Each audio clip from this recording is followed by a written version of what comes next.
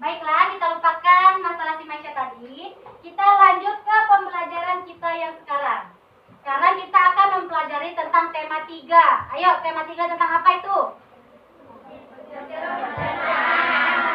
Oke, udah pada baca buku ya? Ya, Bu. Iya, pinter-pinter, memang cocok kelas 5A ini.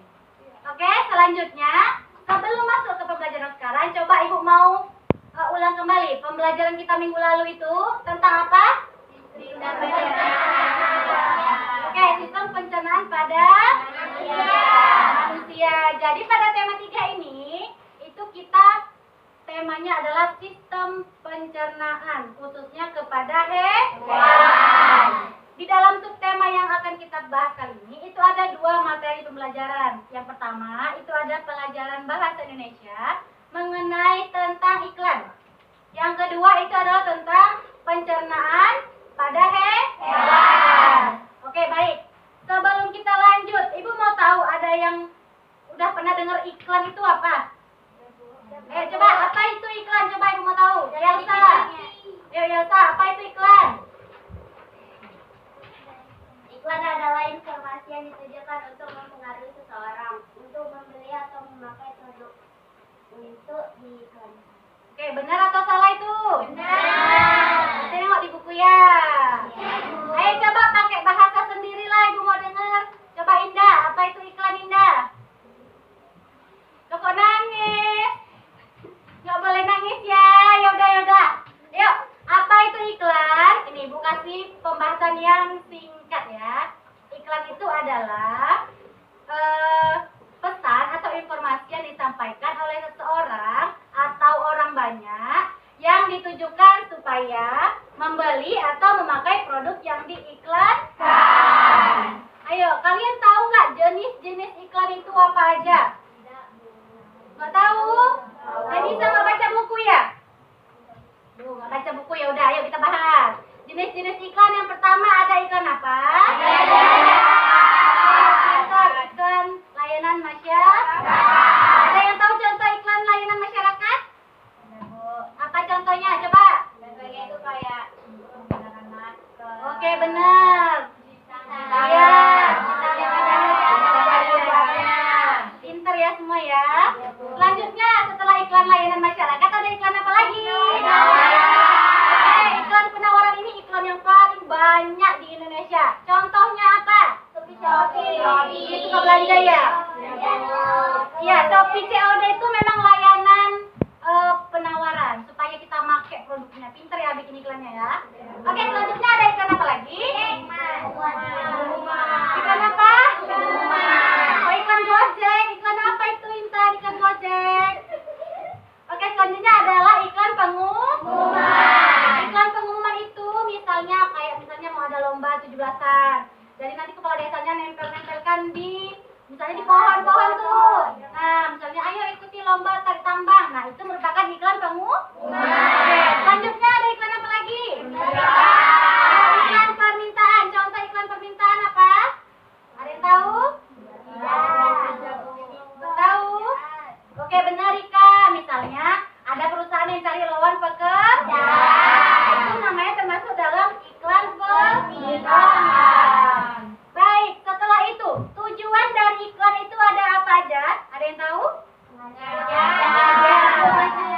Tentunya adalah mengajak, mempengaruhi, ya kan? Seperti yang tadi udah dijelaskan, apa itu pengertian dari iklan. Selanjutnya, kita akan masuk ke pembelajaran IPA, ya ini mengenai sistem pencernaan pada hewan. Nah, di sini kita akan membahas tentang hewan ruminansia. Ada yang tahu hewan ruminansia itu hewan apa?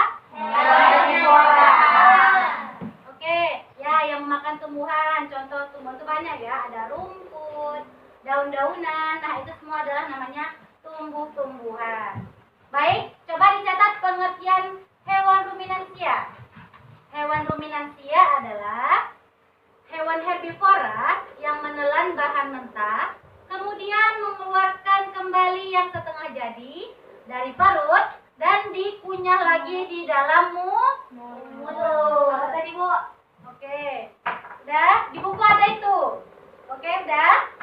Nah, sekarang Ibu mau menunjukkan ke kalian nih mengenai video Biar supaya kita hafal mengenai lagu-lagu sistem pencernaan pada hewan.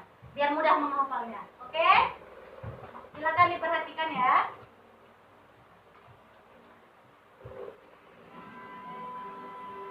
Wow. Kalau yang tahu lagunya boleh diikutin ya. Ayo.